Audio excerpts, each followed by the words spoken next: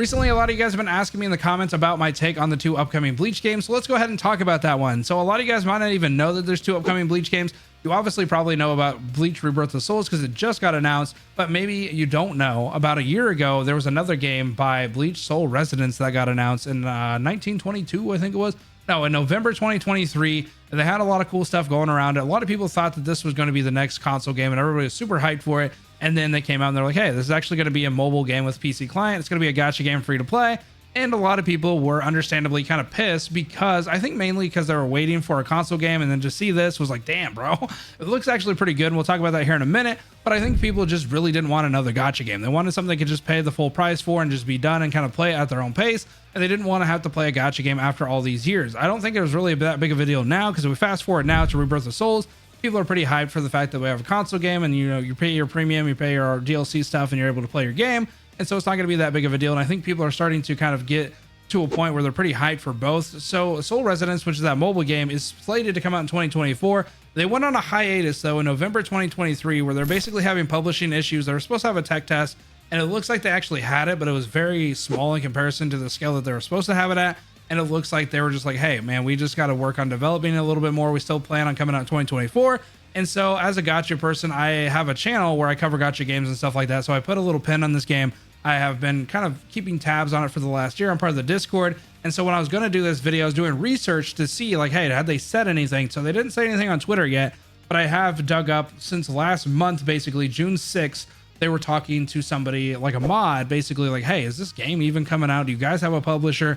Have you figured that out? And they have confirmed that yes, they figured out with their publisher. They're still going to go with the same publisher, and the game's supposed to be coming out in 2024. So they did not give us like an exact date. They're just kind of like, hey, you're just going to have to stay tuned. So I imagine it's going to be relatively soon. I actually seen a couple of YouTubers doing this research that did have gameplay from an alpha. So I don't know if the alpha was like last year and they're just kind of resurging it now that, you know, Rebirth of Souls is here. So they're kind of like reusing that gameplay to kind of like, you know, hype it up and stuff like that. I'm not 100% sure, but if it was a recent alpha, which I'm not going to show the clips just because that's their content, I'll leave a link in the description though if you want to check it out and you want to see that stuff. I just kind of feel bad for like, you know, stealing someone's content if they don't get permission.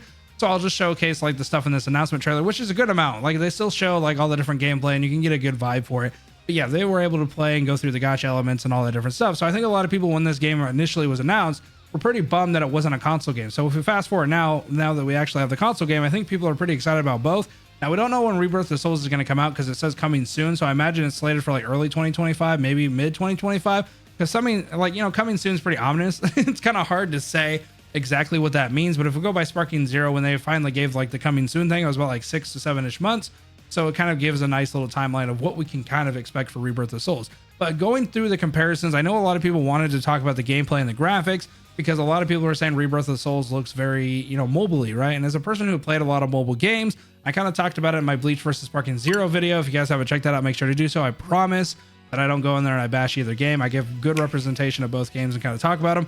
But I was talking about some different things about, you know, Rebirth of Souls essentially having kind of like a PlayStation end of PlayStation 4 era stuff, because it is on the PlayStation 4, so it is a little hindered by the fact that it has to be on kind of a later or like a later console basically. And I wanted to talk a little bit more about that. I think the reason that they're doing that is to be a little bit more broad, because Bleach is kind of one of those things where they can't really get away with being like super exclusive.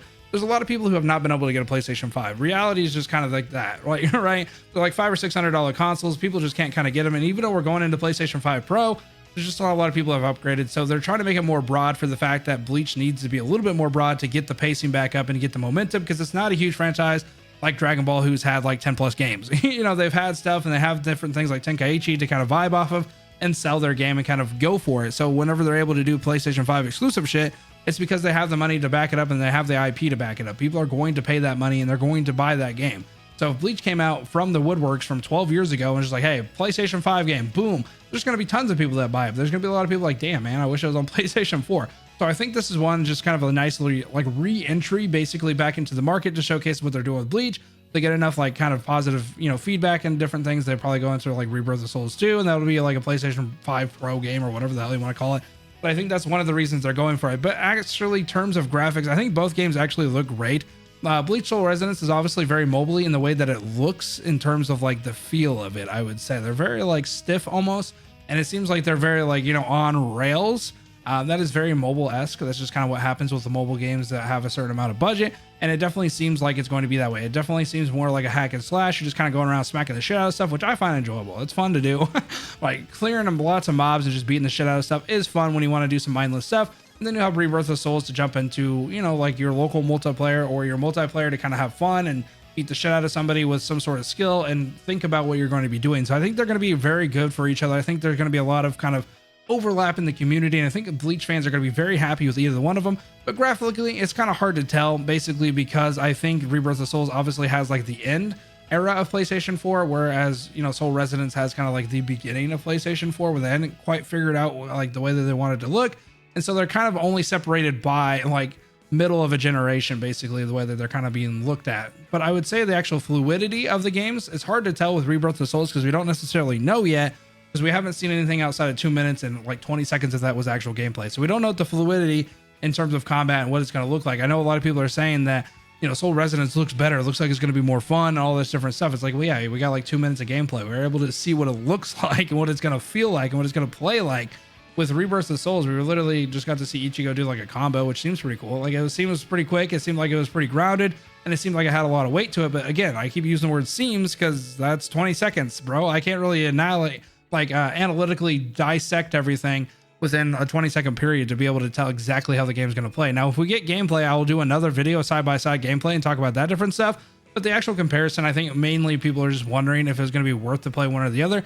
And this is what I'll say. Soul Resonance is going to be free to play. So I definitely would pick it up, especially if it is going to come out in 2024. You can have a fun Bleach game, see if you like it, see if you like gacha games, all that type of stuff. It's going to have a PC client so you can test it out.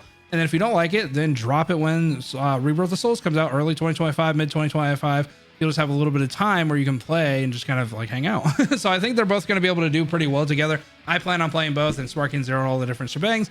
So I'm going to be pretty happy camper when it comes to anime games, bro. So we are cooking with some different stuff. But yeah, that's just kind of the video I wanted to make to kind of remind people of Soul Resonance and just talk about a little bit of the graphics and quality and different things. And just say, you know, it's a little too early to be comparing games that aren't even out, because even if we're talking about Bleach Soul Resonance, it's in alpha. There's some of this different stuff that's not going to be representative of the final quality. And as somebody who plays a lot of gacha games, there are total 180s that these games can do in terms of quality. Like you wouldn't think so, but there's a lot of cool things that they can do and polish. And you know, it may not look like graphically like 10 times better, but the combat maybe flow better or something like that. So there's a lot of stuff they can do, especially in like a year's time. They basically have been on a hiatus for almost a year.